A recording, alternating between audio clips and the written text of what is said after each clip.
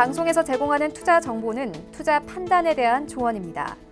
방송에서 제공하는 주식의 가치, 가격 상승 및 가격 하락에 대해서는 방송사에서 보장하지 않습니다.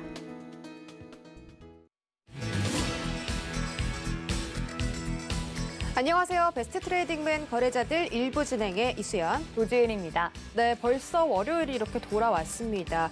글로벌 증시에서는 코로나 확진자 수가 4천만 명이 돌파했다는 그런 반갑지 않은 소식들이 들려오면서 증시에 계속해서 찬바람이 불어오고 있는 것 같습니다. 이럴 때일수록 여러분들이 포트폴리오를 위한 전략들을 꼼꼼하게 세우신 다음에 남은 2020년을 좀 대비하시는 게 좋을 것 같은데요. 거래자들 1부와 2부 2시간 동안 끝까지 함께 하시면서 많은 투자 정보들 얻어가시기 바라겠습니다. 그럼 베스트 트레이딩맨 거래자들 1부 지금 출발합니다.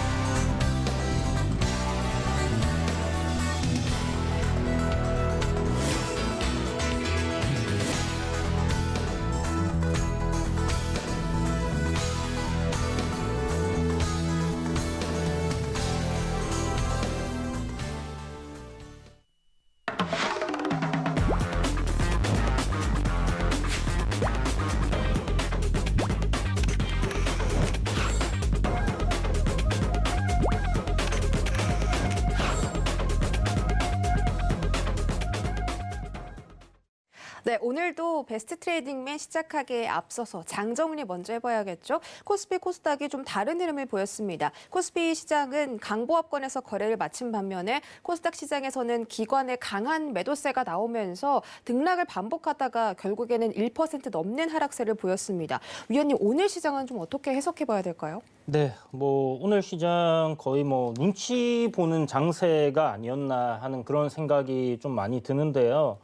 아무래도 이제 코스피가 지금 코스닥보다는 조금 강하게 개인 매수세라든지 그리고 기관과 외인들의 매수세가 좀 집중이 되고 있습니다. 그래서 내릴 때는 개인들이 사주고 반등이 나오는 시점에서는 외인과 기관들이 받쳐주는 그런 모습들을 보여주고 있기 때문에 코스피 같은 경우는 조금 더 괜찮은 흐름이 보이지 않나라는 생각이 듭니다. 하지만 일단 두 종목 다 좀 챙겨봐야 되는 부분이 뭐냐면 전고점 부근에서 지금 한 4일간 조정이 나오고 있다는 부분인데요. 지금 코스피 같은 경우는 2320포인트 부분을 지지를 하면서 오늘 추세 전환을 하려고 하는 그런 움직임이 좀 보인 반면에 코스닥 같은 경우는 전저점을 살짝 이탈을 했거든요. 그런데 여기서 코스닥이 920포인트를 추가적으로 더 이탈해서 내려간다고 할 경우에는 지금 보시는 것처럼 저점 부근에 추세 지지 라인을 깨버리는 경우가 발생할 수 있습니다. 그래서 이 가격대를 이탈하게 된다 하면 코스닥 같은 경우는 패턴상으로 고점권에서의 헤드앤숄더 패턴이 만들어져요. 헤드앤숄더가 어떤 모양이냐면 어깨 이렇게 보이시듯이 보이고 머리가 이제 솟아있듯이 이렇게 네. 산이 세 개가 딱 그려지는 그런 모습인데요. 네. 보통 이제 시장이 이제 고점 부근에서 이제 이런 형태가 만들어지는 경우가 있기 때문에 차트를 분석하시는 분들은 이 부분에 지금 좀 많이 경계를 하고 계신 부분이 크다라는 생각이 듭니다. 그런데 지금 우리가 생각해 볼 수 있는 부분, 그러니까 오늘 미국 선물 시장 나스닥 같은 경우는 굉장히 강한 흐름을 보여줬음에도 불구하고 국내 시장이 오장 들어서 좀 안 좋은 흐름을 보여줬거든요. 근데 지난주 월요일 여러분들 기억하실지 모르겠지만 지난주 월요일 날은 시장이 굉장히 강했었어요. 그런데 제가 이제 매주 월요일마다 스튜디오 촬영을 하다 보니까 네. 저는 이제 좀 확실하게 와닿는 부분이 뭐였냐면 월요일마다 시장이 엄청 안 좋았었어요. 오장 되면 시장이 폭락을 했었는데 네. 지난주에는 좋았단 말이에요. 네. 그리고 나서 화요일부터 장이 일주일 내내 안 좋았어요. 지난주가요? 네네, 지난주가. 그리고 이번 주가 평소와 다름없이 오장 들어서 안 좋았다는 거. 그렇다면 이번 주는 좀 시장이 좋아지지 않을까. 반대로, 네네. 지난주와 반대로. 네. 네, 그 그렇게. 첫 끝발이 뭐다 하는 게 네네. 있잖아요. 그래서 굳이 그런 얘기를 하기보다는 네. 아무래도 지금까지 이제 제가 월요일마다 출연하면서 시장 흐름을 봐왔던 부분에서의 그냥 일반적인 월요일이었던 것 같다라는 생각, 그리고 지금 약간 지지를 받아야 되는 저점 구간에 놓여 있기 때문에 내일부터 시장이 반등을 해준다면 미 증시 따라서 상승 흐름이 좀 이어질 가능성 높다라는 생각이 듭니다. 알겠습니다. 어떤 내용인지 좀 이제 들어보기 전에 제가 우리 위원님께 인사를 드렸어야 됐는데 시청자분들께 우리 이주연 위원님 오셨습니다 하고 소개해드렸어야 됐는데 제가 깜빡하고 소개를 못했어요. 주말은 잘 보내신 거죠? 네, 요새 주말마다 아주 잘 보내고 있죠. 왜 무슨 일이 또 기분 좋은 일 있으신가요? 아니요, 뭐 살찌는 거 말고는 딱히 그렇게 좋은 일은 없는. 요즘 그렇게 다이어트에 열을 올리고 계시다고. 예. 그래요? 근데 거꾸로 가네요. 추석 이후로 계속 오르막길입니다. 그러면은 우리 코스피 코스닥 지수도 우리 이주연님의 오르막길처럼 같이 좀 상승을 했으면 좋겠습니다. 이게 또 몸무게는 숫자는 내려가야 되는데 그러니까 내려가라는 몸무게 숫자는 안 내려가고 자꾸 증시만 안 좋은 것 같아서 좀 속상하네요. 그러니까요. 우리 이주연 위원님이 또 이렇게 항상 양봉 셔츠 입고 오시니까 그렇죠. 이주연 위원님처럼 우리 증시도 상승 흐름을 탈 수 있으면 좋겠다. 코스닥 코스피가 좀 지지를 받아서 지난주와 다르게 내일장부터는 상승 반전이 일어났으면 좋겠다 하는 마음으로 우리 이주연 위원님의 멘트 정리해 보도록 하겠습니다. 네, 그럼 제 옆에 계신 이정수 위원님과도 만나봐야 될 것 같은데요. 위원님 어서 오세요. 네, 안녕하세요. 네, 일단 위원님 같은 경우는 워낙에 시장 좋게 보고 계시는 분이기 때문에 오늘 시장도 많은 분들에게 그렇게 걱정할 필요 없다 이렇게 이야기하셨다고요. 역시 강세론자입니다. 그렇죠. 강세론자일 수도 있겠는데 네. 사실 시장이 그렇게 무너지는 부분들은 없어요. 시장이 뭐 과거에 뭐 작년, 뭐 재작년, 뭐 몇 년 전만 하더라도 시장 조금만 빠져도 정말 세게 빠지고 종목들도 정말 크게 빠졌는데 여러분들한테 최근에 이 베스트 트레이드맨에서 드렸던 종목들 한번 잘 보세요. 종목들이 빠졌는지 안 빠집니다. 뭐 에스코넷이라든지 KC코트레이라든지 뭐 지금 탄소배출권 혹은 이제 수소의 들 굉장히 지금 강하게 움직여주고 있고 그리고 뭐 노란톡방이라든지 이런 데 보게 되면 그때 이제 바닥에 있었던 뭐 오성 첨단 소재 그러니까 지금 보면 가는 애들은 정말 세게 움직입니다. 근데 지금 약한 애들은 굉장히 약하게 빠지는데 그 약하게 빠지는 것도 다 빠지는 것도 아니고요. 일부 종목들만 좀 많이 빠지고 있을 뿐 뭐 보통 뭐 강한 종목이라 그러면은 뭐 몇몇 종목이 있지만 오늘도 강한 종목들은 잘 강했습니다. 예를 들어서 뭐 주성 엔지니어링이라든지 네. 그다음에 대형주 같은 경우도 상당히 좀 잘 버텼어요. IT 대형주들도 그렇고 그다음에 뭐 증권주라든지 은행주라든지 뭐 철강주라든지 뭐 건설주라든지 그래서 대형주들은 되게 잘 버티고 있는 형상입니다. 그래서 제가 지금 잠깐 차트를 좀 보게 됐는데 차트를 보게 되면 이제 대형주는 계속 강세를 보여주고 있고 코스닥 같은 경우가 좀 약세를 보이는데 원래 코스닥이 이게 이렇게 밀리면 원래 전부 다 빠지는 게 과거의 흐름이었다면 지금 버티는 애들은 버팁니다. 오늘도 마찬가지고 지난주에도 마찬가지고 근데 제가 이게 빠지는 흐름을 좀 살펴보니까 이게 이제 중심이론이라 그러는데 기간 일수를 좀 따져보게 되면 내일서부터 반등이 나올 수 있는 가능성이 굉장히 높은 이제 시장이 돼요. 근데 우리나라 시장이 누르는 악재들을 몇 가지 살펴보게 되면 이제 양도세라는 얘기가 계속 나옵니다. 그래서 지난주 금요일 날에서도 미국 시장 반등 나왔는데 우리나라 시장 빠진 이유를 뭐 양도세라 그러는데 지금 양도세에 대해서 이제 그러니까 최근 하면 이제 불과 한 4-5시간 정도의 그 뉴스를 한번 우리가 최신 뉴스를 보게 되면 양도세에 대한 국민청원에 대한 얘기가 계속 뜨거워지면서 지금 12만 명 아마 지금 더 돌파했을 것 같은데 이게 20만 명 정도가 되면 이제 네이버 실시간 검색어도 뜨게 되고 이거에 대해서 이제 계속 얘기가 좀 나올 것 같아요. 그래서 결국은 이제 여야가 모두 합심해가지고 이거를 이제 문제가 있다라고 제기를 했으니까 제가 볼 때는 뭐 빠르면 뭐 내일 장중이라든지 뭐 조만간에 이 양도세에 대한 부분, 이 무거운 부분이거든요. 이 무거운 돌들을 좀 치워서 좀 가볍게 증시가 좀 뜰 수 있게 내일 정도에서 왜냐면 지금 미국 선물도 굉장히 좋아요. 그래서 저는 내일 정도도 중심 이론을 봤을 때에서 내일 시장이 반등이 나올 수 있는 정말 좋은 그 타이밍이거든요.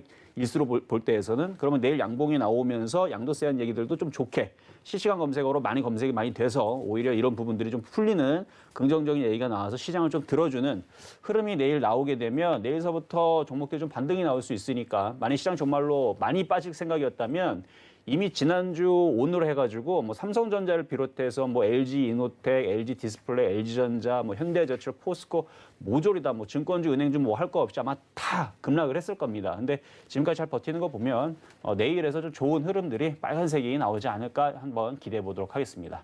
네, 정말 저희 이정수 위원님 말처럼 내일 이 시간에는 좀 저희가 웃으면서 시장 정말 좋았다 이런 이야기를 나눌 수 있으면 좋을 것 같습니다. 네. 그리고 이렇게 저희 서울경제위원님들이 이렇게 시장이 어려울 때 여러분 여러분들 곁에 늘 있을 예정인데요. 잠시 뒤에 8시 30분이죠. 저녁 8시 30분에 서울경제TV 더하기 채널에서 유튜브 채널에서 이지환 전문가님이 온라인 강연 준비 중이시라고 합니다. 이렇게 시장이 어려워도 중심이 흔들리면 안 됩니다라는 주제로 여러분들께 잠시 뒤에 또 유튜브 채널 통해서 찾아갈 예정이니까요. 시장이 너무 흔들려서 힘듭니다 하시는 분들 잠시 뒤에 이 방송까지 챙겨주시면 좋을 것 같습니다. 네, 저희는 그럼 오늘의 슬기로운 주식생활 주제 함께 확인해 보시죠. 치킨값 벌 수 있는 종목. 올해는 코로나로 주말에도 집콕을 하면서 보내는 것이 습관이 됐습니다. 집에서 IPTV 영화를 보며 치맥을 하고 싶은데요. 반반 무만이는 진리죠. 치킨값 벌 수 있는 종목 무엇이 있을까요? 네, 정말 많은 이제 개인 투자자 분들께서 치킨값 벌려고 주식한다, 커피값 벌려고 주식한다는 말이 올해는 좀 키워드잖아요. 맞아요. 정말 주제가 치킨값 벌 수 있는 종목입니다. 요즘 근데 치킨이 꽤 많이 비싸요. 알고 계세요? 너무 비싸더라고요. 그러니까요. 좋아하는 치킨 어떤 거 있으세요, 위원님? 어떤 류의 치킨? 말하면 브랜드 말고 아, 어떤 네. 류? 저는 저기 튀긴 거 말고 구운 거가 아, 좋았어요. 네. 위원님은 이정수 위원님은 어떤 치킨 전 좀 좋아하세요? 양념으로 된 거? 양념으로 된 거, 후라이드 말고. 뭐 때로는 후라이드도 맛있는데 양념을 주로 많이 먹는 것 같아요. 저는 근데 저 주문 그대로 해요. 그래요? 치킨 반반 무마니. 누가 정말 중요합니다. 정말 많이 이 주제처럼 정말 많이 드시네요, 우리 대회장님이. 그러니까 저 오늘 열심히 들어가지고 종목명 얼른 알아가지고 그러니까요. 내일 좀 치킨값 좀 벌도록 하겠습니다. 치킨값이 정말 옛날보다 정말 많이 올랐어요. 2만 원이 넘잖아요. 그러니까요. 그러니까요. 만약에 20만 원을 투자하면 10%로 이제 치킨을 사 먹을 수 있는 거잖아요. 그렇죠. 그렇죠. 이제 수수료도 못 떼고 해서 이제 딱 20만 원 정도로 네네. 10%까지 먹을 수 있는 그런 종목 있을까요, 위원님? 오늘 준비한 종목은 10%가 안 올라갈 것 같아요. 그러면 원금을 조금 더 추가. 예수금을 조금 더 늘려서 한 네. 100만 원으로. 네, 그 정도면 한 치킨 한 2마리 정도는 오. 사드실 수 있지 않을까라는 생각이 드는데 네. 오늘 준비한 종목 같은 경우는 뭐 조금 단기적인 시세를 노리는 전략으로 좀 준비를 했습니다. 오늘 이제 준비한 종목 같은 경우는 이제 원전 관련주고요.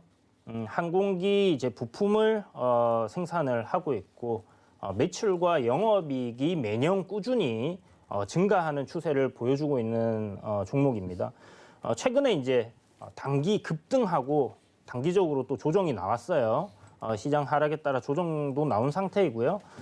이 종목 같은 경우는 뭐 어마어마한 시세를 지금부터 바닥권에서 나오겠다 이렇게 생각을 하고 접근하는 게 아니라 단기적으로 급등이 나온 이후 조정이 나왔기 때문에 여기에서는 짧은 반등 시세 흐름 물론 강할 겁니다. 단기적인 급등이 나왔던 종목이기 때문에 그래서 그런 종목이다라고 생각을 하시면 될 것 같고요. 요 종목 그냥 사놓고 뭐 그냥 기다리면 오르겠지 하는 그런 종목이 아닐 겁니다, 여러분. 샀다가 당일날 내일 사셨다가 내일 파시면 아마 치킨이 한 마리 생기지 않을까라는 생각이 드는 종목이기 때문에 대응을 그래도 좀 잘 하셔야 되겠다. 나중에 이제 가격 전략 설명을 자세히 드릴 테니까 그때 여러분들 집중해서 메모하시면서 좀 적어두시면 좋을 것 같아요. 알겠습니다. 뭐 꾸준히 증가하고 있다. 매출과 영업이익이 꾸준히 오르고 있고 원전의 항공기 부품 생산 관련주입니다. 여러분들 어떤 종목인지 궁금하시면 잠시 뒤 2부까지 끝까지 시청해 주시고요. 우리 이주연 위원님께서 노란톡방 활짝 열어두고 있습니다. 누구보다 정말 소통 잘 해주시는 위원님입니다. 인정하시죠? 네. 네, 인정하신다고 합니다. 뭐 종목에 대한 이야기부터 시장에 대한 이야기까지 정말 이 장 개장부터 장 마감까지 계속해서 우리 시청자 여러분들과 소통하고 있으니까 여러분들 노란톡 많이 들어와 주시기 바라겠습니다. 서울경제 이주현이라고 검색하고 들어오시거나 밑에 나가고 있는 QR코드 보이실 겁니다. 휴대폰 카메라 오픈하시고 이 QR코드 비추시면 내일장부터 바로 함께 해보실 수 있습니다. 자, 그렇다면 이정수 위원님한테도 오늘의 종목 여쭤봐야 될 것 같은데요. 제가 치킨에 좀 진심인 편이라 지금 너무 기대가 되고 있습니다. 위원님, 저희는 양념파잖아요. 그렇죠. 양념치킨으로 먹을 수 있는 그런 종목이 궁금한데 어떤 종목일까요? 일단은 종목은 비철금속 관련주로 이제 포함이 되어 있고요. 최근에 이제 포스코라든지 현대제철이라든지 이쪽에 있는 철강 섹터, 그다음에 비철금속 섹터들이 좀 상당히 좀 강한 흐름을 좀 보여주고 있어요. 그래서 비철금속 관련 섹터를 좀 가지고 왔고요. 그래서 비철금속 소재로 해서 신동 제품을 제조, 그러니까 신동이 뭐냐면 이제 구리를 가지고 제조를 하는, 그래서 구리 가지고 이제 제조를 하는 그런 이제 기업이라 보시면 되는데. 신동 부분과 방산 부분에, 그래서 이 방산 쪽에는 이제 탄약을 만든다는 이슈가 가지고 있어요. 그래서 이런 부분들이 이익 개선이 되면서 10분기 만에 최대 매출 달성을 예상을 지금 하고 있다고 합니다. 그래서 3분기 실적이 굉장히 호조로 될 걸로 예상을 하고 있고, 결국 이제 실적주가 되겠죠. 그래서 실적주고 시가총액도 약 7천억 정도 되고 있기 때문에 괜찮을 것 같고요. 무슨 종목인지 딱 얘기를 하면 그 종목 나도 알아 할 정도로 여러분 잘 알고 있는 그 종목이고요. 일단 구리 가격도 반등으로 인해서 또 실적이 또다시 개선세를 또 보여주고 있어서 이 종목 과연 무엇일지 좀 이따가 공개하도록 하겠습니다. 네, 이정수 위원님의 종목도 너무 궁금합니다. 지금 채팅창을 살짝 보니까 맞추신 분이 있어요. 확실히 그래요? 대표적인 종목이긴 한 것 같아요. 하지만 또 TV로 시청하고 계신 분들 궁금하실 수도 있으니까 2부에 종목명이 공개가 될 예정이고요. 또 저희 이정수 위원님께서 늘 시장 보시면서 바닥에서 천천히 올라갈 수 있는 그런 종목들, 내실이 있는 종목들 늘 이야기를 해드리고 있습니다. 하지만 주고 끝나는 게 아니죠. 어디서 들어가면 좀 더 자세한 이야기 들을 수 있는지 노란톡 활짝 열어두고 있습니다. 서울경제 이정수 검색을 하시고 들어오시거나 하단에 나가고 있는 QR코드 카메라 어플로만 비추셔도 입장이 가능하니까요. 지금 1,000명이 넘는 많은 분들 함께하고 계십니다. 들어오셔서 시장이 너무 안 좋은데 내 종목만 안 가요. 어떻게 이렇게 잘 가는 종목 이렇게 콕콕 집어서 가져오시나요? 하고 여쭤보시면 친절하게 안내해드리고 있으니까 들어오셔서 도움 말씀 받아가셨으면 좋겠습니다. 네, 여기까지 슬기로운 주식 세우가 종목 힌트 얻어봤고요. 저희는 트레이딩 Q&A 시간으로 넘어가 보시죠.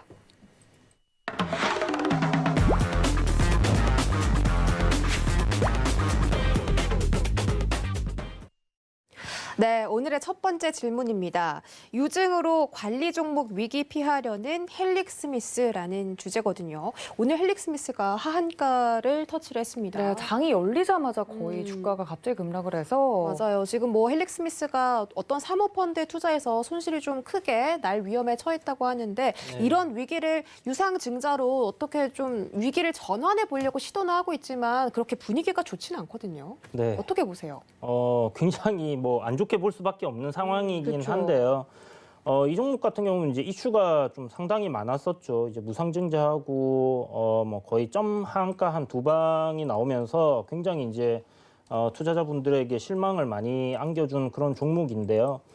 외국인이나 이제 투자 운용사 이런 곳들도 굉장히 많이 물려 있는 종목입니다. 그래서 현재 헬릭스미스가 이제 보유하고 있는 그 전환사채에 대한 그 지급이 좀 불가능한 상황이다 보니까 이번에 유상증자를 통해서 어떻게든 이제 그 빌린 돈을 이제 갚고 채무를 이제 해결하려고 하는데 이제 문제가 되는 부분이 뭐냐면 이제 코스닥 종목에서도 헬릭스미스 같은 경우는 바이오 특례라서 지금 실적과는 무관하게 상장 폐지가 안 되는 부분이 있습니다. 그런데 최근 3년 중에 이제 2개년도 정도 이제 자기 자본 대비해서 법인세 비용 차감 전에 계속 사업 손실 비율이 이제 50%를 초과하게 되면 이게 이제 관리 종목으로 지정될 수가 있어요. 그런데 지금 그 부분에 간당간당한 상황이다 보니까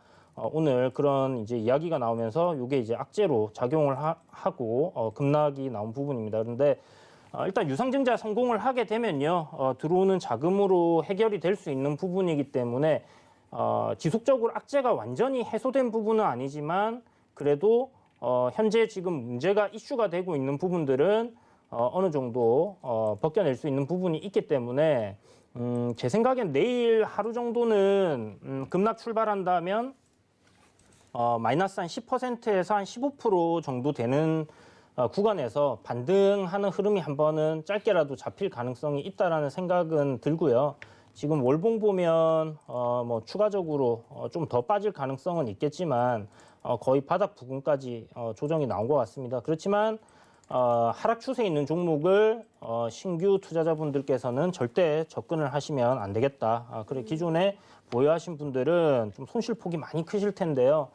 최근에 사신 분들 같은 경우는 내일 반등 노리셔가지고 거기서 이제 좀 정리를 하시는 방향으로 진행하시는 게 좋을 것 같습니다. 좀 보유하고 계신 분들은 손절을 하더라도 내일 반등 시에 좀 빠져나오는 전략으로 위원님께서 말씀해 주시는 거죠? 네네. 알겠습니다. 그만큼 또 헬릭스미스의 주가 전망이 좋지 않기 때문에 여러분들이 투자 전략을 짜실 때 좀 많이 참고를 해보셨으면 좋겠고요. 당연히 신규 접근은 불가하다라고 정리해 보도록 하겠습니다. 네, 이게 참 펀드가 사모펀드 같은 경우는 이게 좀 기준이 좀 해이하다 보니까 많은 이런 일들이 가끔 종목군들에서 보이는 일들인 것 같습니다. 헬릭스미스 사태에 대해서 또 어떻게 보세요, 이정수 의원님은? 이게 이제 과거에 이름 바꾸기 전에 이게 이름 바뀐 지 얼마 안 됐어요. 이제 바이로메드라고 하면 여러분들 많이 기억을 하실 겁니다. 네. 시가총액 그다음에 뭐 조도 넘어갔었던 종목이었고요. 현재도 지금 한가를 맞았지만 현재 시가총액이 전일날 8,200억. 그러니까 지금 거의 실시간으로 반영돼요. 요즘에 보면서 지금 현재도 시가총액이 8,000억 정도가 넘는 굉장히 금액이 큰 종목인데 일단 지금 얘기가 발단되는 부분들에서 이제 유상증자에 대한 얘기. 그러니까 지금 부실 펀드에다가 지금 손실을 줬기 때문에 그 손실 부분을 만회하기 위해서 이제 유상증자를 해가지고 대금을 대치해서 이제 이거를 모면하겠다라 그러는데 원래 이제 유상증자할 때에서 가장 악재가 뭐냐면 회사가 돈이 없을 때 유상증자를 하겠다. 그러니까 예를 들어서 우리가 술을 가지고 이 술을 가지고 물을 타면은 이제 희석이 되면서 주가에도 안 좋아지는 부분들 많이 얘기를 하잖아요.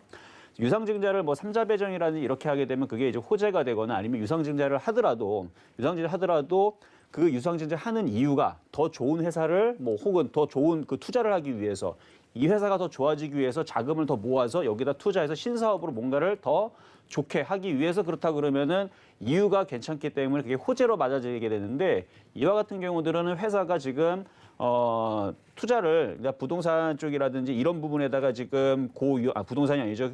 부실 펀드 쪽에다가 지금 넣었던 부분들이 이제 회수가 좀 안 되는 부분들 이런 부분들 때문에 지금 문제가 생겨가지고 이제 유상증자를 하는 부분인데 당연히 이 악재는 하한가를 내려갈 수밖에 없는 거고요. 그리고 이 부분이 지금 해결되는 부분들이 아니에요. 지금 5년간 투자했던 부분에서 지금 투자금이 약 2,643억 정도로 지금 달하고 있는데 지금 팝펀딩 사모펀드랑 독일 헤리티지 파생 결합 채권 DLS 등에다가 지금 489억 정도를 투자한 부분이 지금 해소가 안 되고 있는 부분들 그리고 이게 지금 경기 침체로 인해서 그동안 이제 코로나 때문에 그래서 이 부분들 때문에 이게 계속 지금 안 좋아지고 있는 부분이 있는 것 같아서 아마 지금 이거 유상증자를 통해서 뭔가 지금 해결하려고 그러는데 아마 쉽게 그렇게 해결될 것 같지는 않아요. 아마 반등 주고도 또 밀리거나 약세를 보이거나 지금 차트를 보더라도 굉장히 안 좋은 차트입니다. 이런 차트들은 굉장히 피해야 될 차트 중에 하나인데 지금 전저점 자리를 21,000원이니까 아직 전저점 자리 밑에는 살아있지만 이거 쉽지 않아요. 그래서 이거 하한가 갖다 많이 싸졌다고 여러분들 들어가시면 안 되고 다만 이제 먼저 가지고 있는 사람들은 반등이 나오기를 좀 기다려보는 거는 맞는데 무턱대고 이런 차트들은 지금 거래량이 굉장히 많이 실렸죠.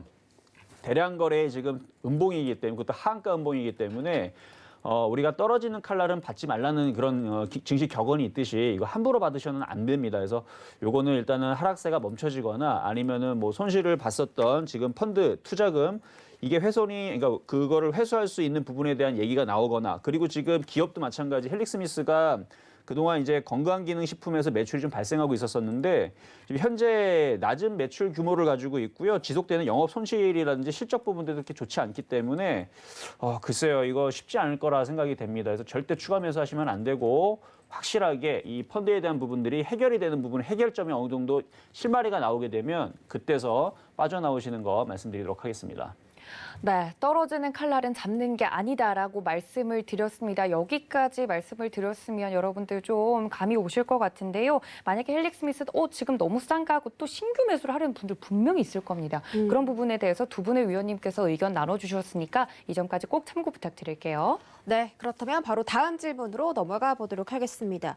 SK 바이오팜과 제넥신 등등이 MSCI 바이오주로 이제 대거 입성하나라는 주제입니다. MSCI가 이제 신규로 편입을 하잖아요. 네네. 그런데 SK 바이오팜이 입성할 가능성이 높다. 그뿐만이 아니라 제넥신과 한미사이언스 같은 다른 또 제약주들도 있고요. SK 케미칼까지도 신규 편입의 가능성이 높아지면서 이 주가 상승에 좀 많은 사람들이 기대를 하고 있는 것 같은데 네. 만약에 이 MSCI로 묶이게 되면은 뭐 펀드나 지수 상장 지수 펀드 같은 그런 상품들에 이제 그 자금이 투입되니까 주가도 같이 오르나요? 네, 그렇죠. 이제 보통 MSCI에 편입될 가능성이 있다라고 얘기되면 네. 주가가 먼저 움직이기를 시작합니다. 선반영이 되는군요. 네. 이유는 이제 편입된 이후에 들어올 수 있는 패시브 자금으로 인해서 주가가 상승하는 경우들이 생기다 보니까 네. 그런 부분 때문에 이제 추가적인 상승 시세, 패시브 자금이 들어올 것을 예견하고 미리 사는 투자자들이 있죠. 이제 그래서 이런 식으로 MSCI에 편입되게 되면 주가가 패시브 자금으로 인해서 상승할 흐름들이 굉장히 좋게 나오는 부분들이 있는데 SK 바이오팜 같은 경우 요번에 좀 이슈가 여러 가지가 나왔었잖아요. 네. 안 좋았다가 또 좋은 뉴스가 나왔다가 지금 이러고 있는 상황인데요. 이렇게 이제 뭐 MSCI 지수에 편입이 된다고 해서 막 어마어마한 상승세가 나오거나 하는 경우는 또 그렇게 많지는 않아요. 그렇기 때문에 철저하게 그 회사의 이제 본질적인 부분들, 그러니까 회사가 어떤지 그리고 어떤 사업을 하고 있는지 앞으로의 성장성이 어떤지를 따져보시고 투자를 하시는 게 맞다라는 생각이 들고요. 네. 지금 뭐 SK 바이오팜 같은 경우는 앞서서 여러 번 이제 진단을 해드리면서 제가 말씀을 드렸지만 보시는 것처럼 하락 트렌드를 타고 있는 종목이에요. 물론 지금 현재 최근에 한 10거래일간의 흐름을 보게 된다면 하락 트렌드를 벗겨낼 수 있는 그런 가능성은 보이고 있지만 아직 여전히 하락 트렌드를 보여주고 있다라는 점. 기술 수출을 했고 뭐 5천억 이상의 뭐 그런 기술 수출을 했지만 네. 아직은 주가는 하락 트렌드입니다. 그래서 여기서 노릴 수 있는 상승폭은 그렇게 크지 않아요. 한 10에서 한 13% 정도. 그래서 여러분들이 이제 이런 이슈를 접하시고 그런 종목들 한번 살펴보시면서 네. 추세가 어떻게 만들어져 있는지 그걸 한번 체크하시면서 접근하시는 게 좋지 않을까라고 생각됩니다. 근데 보통 이 펀드 상품에 외국인이나 기관들의 자금이 들어오면, 그러니까 그 기관들이나 외국인도 자기들도 모르는 새에 이렇게 묶인 상품을 사는 거니까 그 해당 종목의 주가가 좀 오른다고 하던데, 그러면 이 SK 바이오팜이나 다른 종목들에 대해서 그 검은 머리 외국인들이라고 하죠. 네. 그런 기관들의 자금이 들어올 수는 없을까요?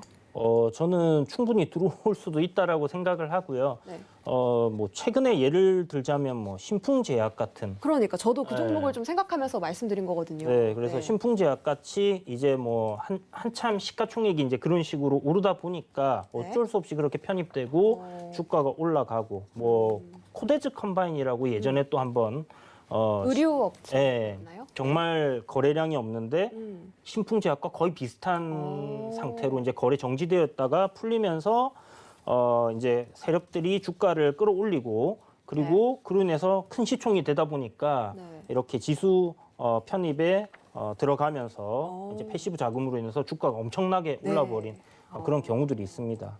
알겠습니다. 뭐 그런 가능성도 있다는 점을 여러분들이 염두를 해두시고 MSCI 지수 편입에 대해서 또 더 들어봐야겠죠? 맞습니다. 말씀드렸던 것처럼 이번엔 또 시장과 함께 상승했던 종목군들이 굉장히 많아서 이미 편입이 되어 있던 종목들 말고도 신규로 편입될 가능성이 큰 종목군들도 계속 이야기가 되고 있습니다. SK 바이오팜 이야기를 해주셨는데 SK 케미칼도 그 후보군 중에 하나긴 하더라고요. 네. 위원님, SK 케미칼은 어떨까요?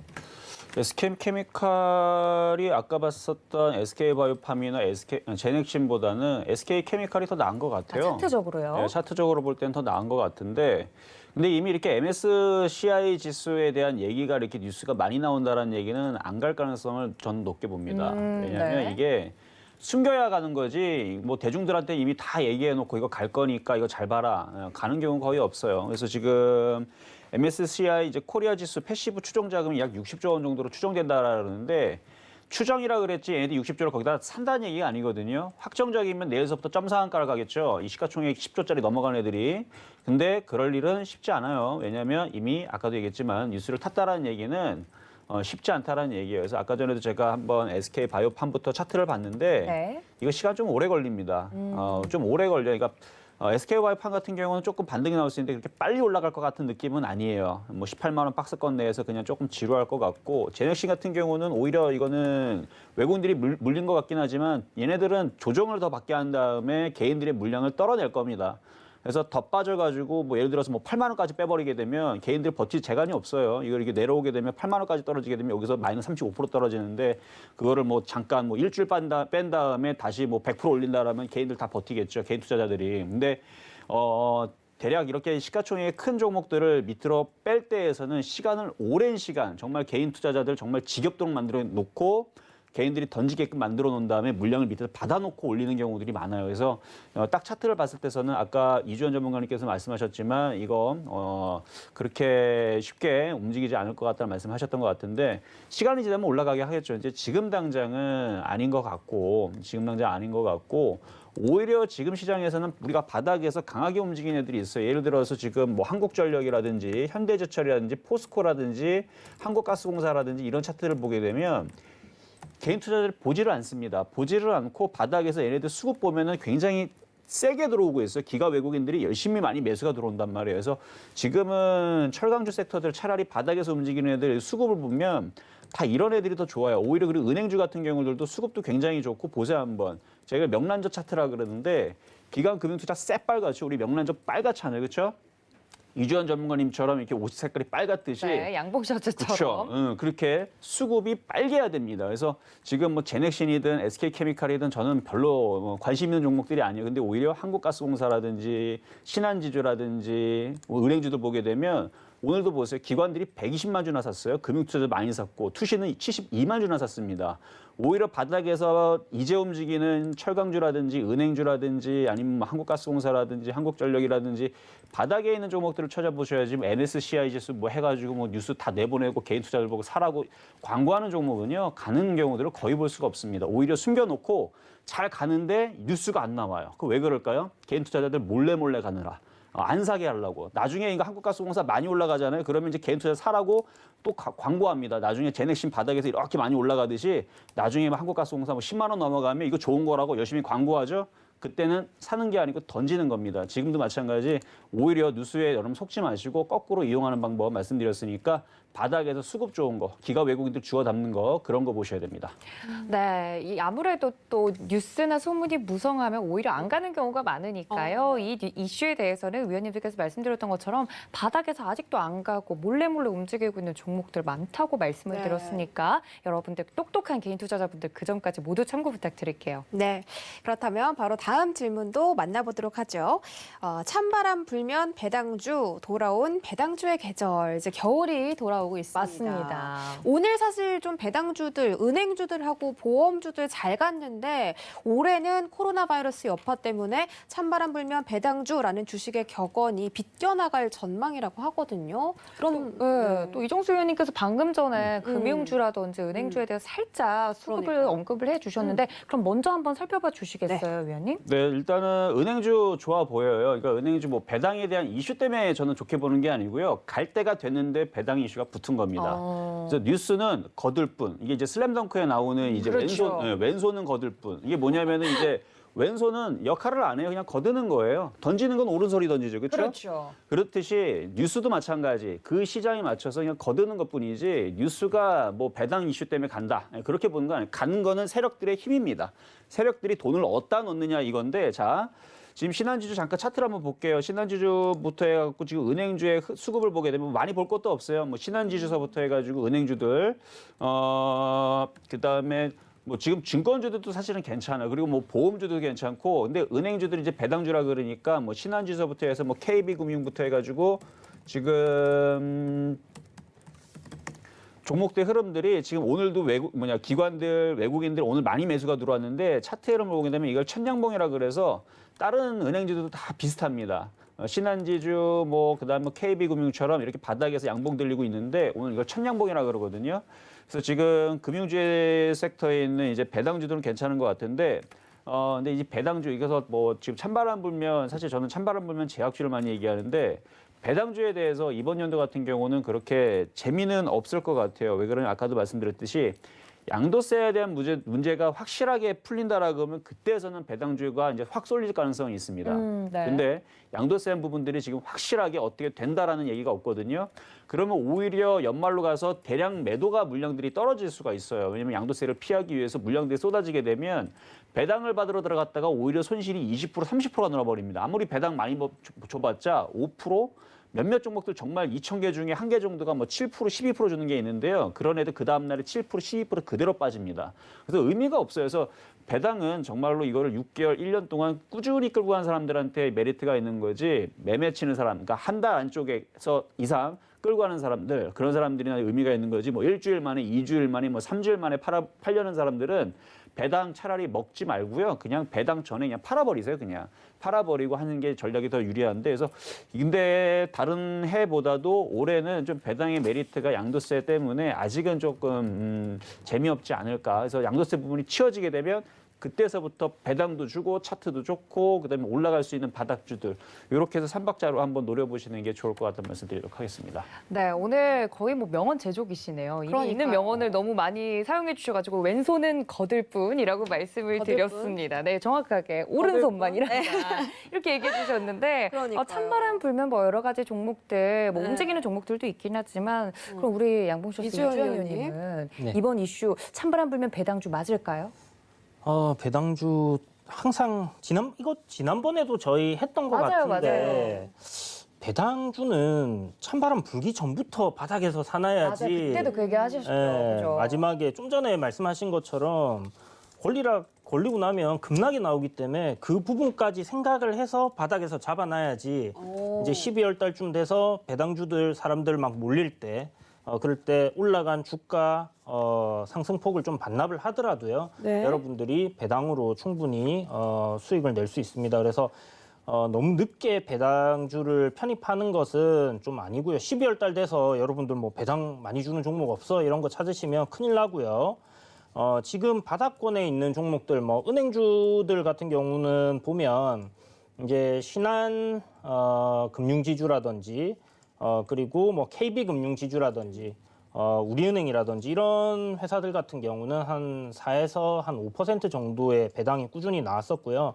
좀 작은 은행들이 있어요. 그러니까 대구은행이었죠, 예전에. DGB 금융이라든지 요런 조금 작은 은행들이 배당을 조금 더 많이 주는 경향들이 있다라는 부분, 대신에 주가가 조금 더 탄력 있게 또 상승을 한다는 부분에서는 여러분들이 너무 대형주보다는 약간 중간급 정도의 은행 한번 노려보시는 것도 나쁘지 않을 것 같고요.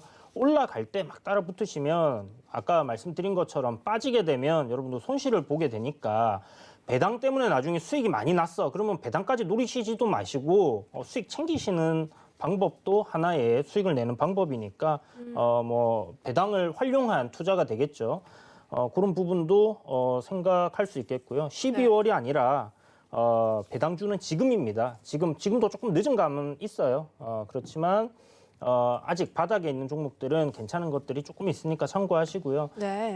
해외 주식 배당 부분을 여러분들 조금 한번 생각해 보시면 좋을 것 같은데, 우리나라에서는 이제 한 3% 정도 배당을 주면 이게 고배당주로 들어가는 부분이 있습니다. 그런데 해외 주식, 물론 해외에서도 3% 주면 지금 같은 경우는 고배당주로 들어가요. 그런데 전체적으로 이제 시장 상황 흐름이라든지 우리나라 이제 좀 전에 여러분들 들으신 것처럼 대주주 요건 강화되는 부분들, 그런 부분들 때문에 연말 되면 시장이 또 빠지고 주가에 대한 불리한 부분들이 분명히 있습니다. 그래서 한국 주식보다는 여러분들 ETF, 해외 ETF 잘 찾아보시면요. 10% 이상 주는 고배당 ETF들이 있어요. 그걸 이제 분기로 나눠서 분기마다 지급을 해주는 ETF들이 있기 때문에 그런 것들 한번 운용사 살펴보시면서 찾아보시는 것도 괜찮으실 거고요.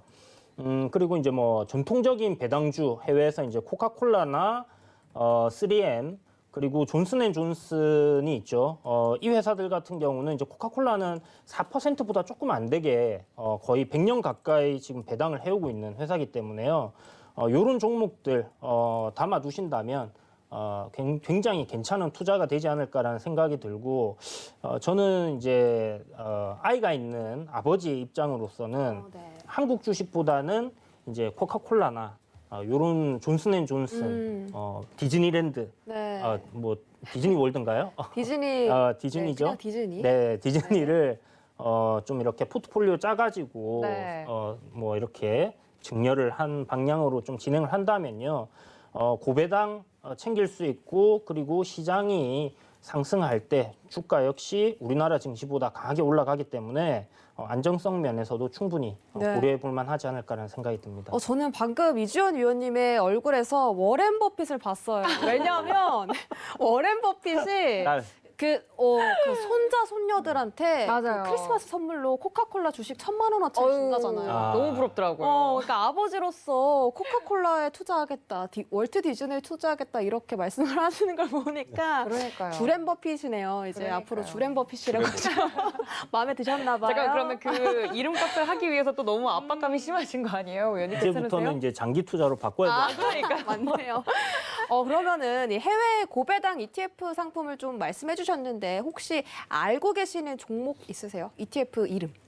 ETF 이름은 제가 올 연초에 3월에 이제 증시가 폭락했을 때 네. 딸 계좌를 만들면서 와, 네. 그때 이제 좀 찾아봤던 것들이 있는데 지금 딱 생각나는 부분은 없어요. 근데 이게 네. 여러분들이 조심해야 되는 부분이 뭐냐면요. ETF 투자에서는 제일 중요한 부분이 운용사가 안전한 회사인가 하는 부분이에요. 이제 우리나라에도 이제 ETF들이 많은데 네. 코덱스라고 앞에 붙은 부분은 삼성운용에서 운영을 네. 하는 거거든요.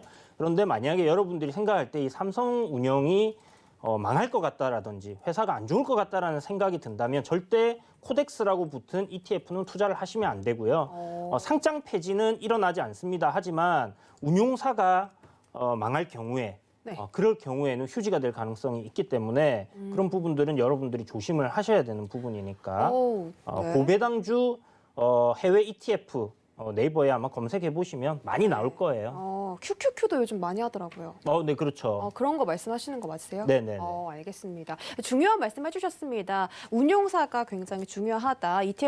이 지수를 운영하는 그 회사, 운용사가 중요하기 때문에 여러분들이 ETF 상품 아니면 해외 ETF 상품 매수하실 때 이런 부분까지 고려하시면 투자에 정말 많은 도움이 되실 것 같습니다. 네. 그럼 바로 다음 질문으로 넘어가 봐야겠죠? 그 전에 저희 이지원 전문가님께서 맞아요. 온라인 무료 방송을 또 활짝 여셨다고 하네요. 저희가 네. 또 챙겨드려야죠. 맞아요. 이지원 전문가님, 서울경제 더하기 채널에서 지금 현재 의원님께서 무료 온라인 방송 활짝 열어두고 여러분 기다리고 있다고 합니다. 들어가시면요, 이렇게 시장이 어려울 때 정말 든든한 워렌 버핏 부럽지 않은 그런 네. 또 투자 꿀팁을 전수해 주신다고 하니까 많이들 들어와 주셨으면 좋겠고요. 네. 이주연 전문가님 이야기를 들으니까 뭐 수양딸 입양할 생각 없으세요, 의원님? 근데 제가 저기 아니라고 하기엔 너무 그렇게 크지 않아요? 제가 너무 컸나요? 네, 너무 너무 커요. 알겠습니다. 아쉬워서 여기서 마무리 지을게요. 이정 의원님 따님이 몇 살이시죠? 이제 두 돌이죠. 아유, 벌써 죄송합니다. 주식이 있대요. 벌써 주식 계좌를 만들어. 아유, 부럽다. 역시 그래서 뭐 재테크. 20년, 30년 후에 동리 그렇죠. 오빠. 이제 혼자 자립할 수 있도록 하기 그건 위한 정말. 아, 재테크관념이 두 돌부터 있는 건 무슨 기분일까요? 그러니까요. 너무 부러운데요. 부럽네요. 네. 아유, 아무튼 부러운 마음을 안고 우리 다음 도행권님 자식한테 그렇게 하면 되죠. 주에. 저요? 네. 그럼 너무 멀잖아요. 그러니까 저는 알겠습니다. 제가 돈이 많고 싶은데. 알겠습니다. 네. 그러면 다음 질문 확인하면서 어떤 이슈가 좀 중요한지 한번 살펴보도록 하겠습니다. 한국차 다시 달린다. 생산, 내수, 수출 트리플 증가라는 그런 질문입니다. 내수의 수출까지 증가했다고 해요.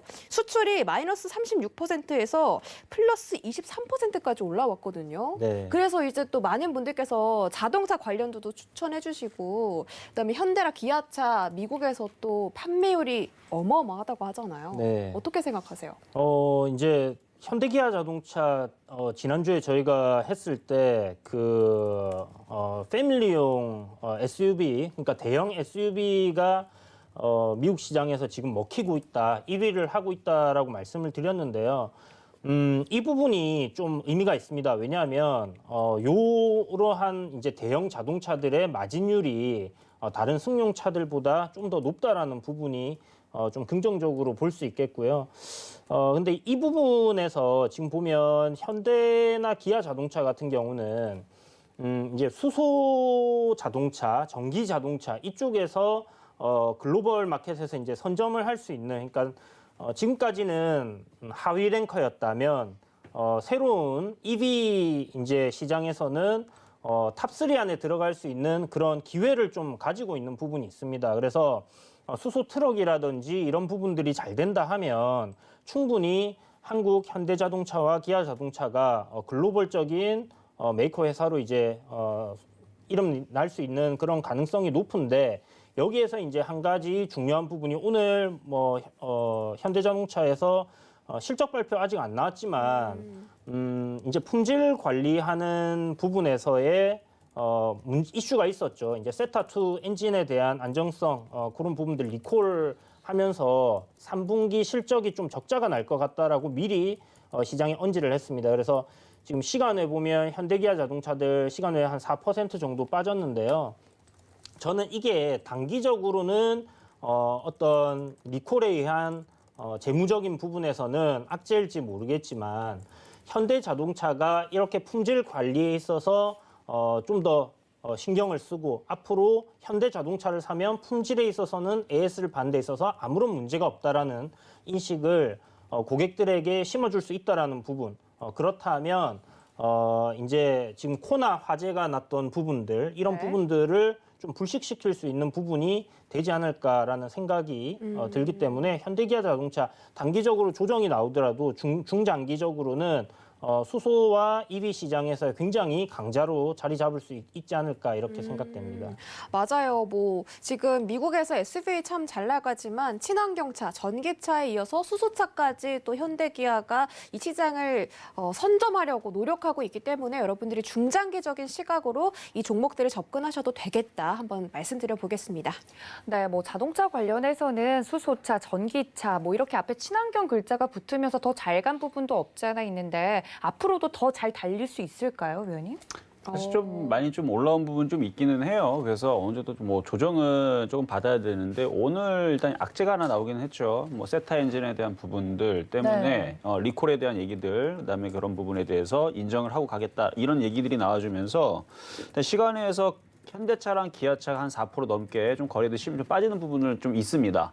그래서 아마 많은 분들이 그것 때문에 좀 걱정을 하시는데, 계속 그 친환경차라든지 이런 부분에 대한 이슈는 계속 될 거예요. 이걸로 인해서 스탑이 걸릴 것 같지는 않아요. 근데 이 이슈가 오늘 나왔던 이슈 이전만 하더라도 뭐 좋은 얘기들은 뭐 내수 8개월 동안 수출 호조를 보였었고, 그다음에 내수에서는 8개월 정도 판매가 계속 증가하는 부분들, 수출에서는 38개월 동안 연속 증가세를 보이고 있는데, 사실 국내 차에 대한 부분에 대한 이 부분이 굉장히 좀 얘기가 좀 많이 나왔었어요. 뭐 타 방송에서도 이런 부분에서 많이 몇 년 동안 이 세타 엔진에 대해서, 세타2 엔진이죠. 그래서 이런 부분에 얘기가 많이 나왔는데, 이상하게 이제 수출되는 자동차들은 녹도 안 쓸고요. 상태들이 괜찮았단 말이에요. 그래서 아마 수출에 있는 차들의 흐름들은 아마 리콜 사태나 아니면 그런 부분이 얘기는 없을 것 같아요. 저도 과거에서 이런 기사를 보고 그다음에 여러 가지 다큐도 보고 그랬는데, 해외 차의 규정이 그렇게 뭐 타이트해서 그런지 몰라도 차가 국산에서 판매하는 차랑 정말 품질이 다를 정도로, 이게 다른 차가 아닌가 할 정도로 그런 부분에 대한 얘기들이 있었었거든요. 그래서 네. 이런 이슈 때문에 만약에 흔들린다라 그러면 그렇게 제한적으로 될 것 같고요. 아마 여러분들이 또 궁금하신 게 뭐냐면, 자동차 부품주도 그러면 같이 빠질 것이냐 이렇게 궁금하신 분들이 있어요. 근데 자동차 부품주들은 거의 빠진 게 없습니다. 그건 뭐냐면, 생각을 해보세요. 완성차가 지금, 그러니까 완성차 부분에서 지금 결함에 대해서 인정을 해서 뭐 3.4조 정도, 그래서 뭐 앞으로 다음 분기가 실적이 안 좋을 거다 이미 벌써 기사는 나왔죠. 그러면 한번 흔들 거예요, 분명히. 근데 완성차가 잘못을 한 거고, 그다음에 완성차 잘못을 인정했다 그러니까, 그러면 자동차 부품주는 어떻게 되겠습니까? 여러분들이 아시잖아요. 자동차 부품주는 잘못한 게 없어요. 오히려 리콜 사태가 벌어지게 되면 거기에 들어가는 부품들이 더 많이 들어가겠죠. 그럼 자동차 부품주한테 호재 아닙니까? 그래서 오히려 지금 자동차 부품주들은요, 안 빠지거나 올라간 애들도 있어요. 저는 그래서 이 완성차 부분에 대한 내일 흔들림이 나오게 되면 자동차 부품주는 잘못한 게 하나도 없고 오히려 자동차 부품주를 더 써서 자동차를 다시 완성을 해야 되기 때문에 저는 호재로 봅니다. 알겠습니다. 이렇게 자동차에 대해서 이야기를 들어봤는데 1시간이 벌써 마칠 시간이 됐습니다. 훌쩍 지나갔는데 잠시 뒤 2부에서 우리 위원님들의 종목이 공개되니까 궁금하신 분들, 알고 계신 분들도 이제 여러분들의 종목이 맞는지 확인하기 위해서 끝까지 채널 고정해 주시는 점 잊지 않으셨으면 좋겠습니다. 참고로 본 방송에서 제공해 드렸던 정보는 투자 판단에 대한 조언일 뿐 해당 주식의 가치나 수익률을 보장하진 않습니다. 또 배트맨은 자본시장통합법도 준수하고 있습니다. 1:1 투자 상담부터 유사 수신 행위까지 모든 불법 사항들을 엄중하게 금지하고 있다는 점 전해드리면서 저희는 잠시 뒤에 들어올게요. 채널 고정!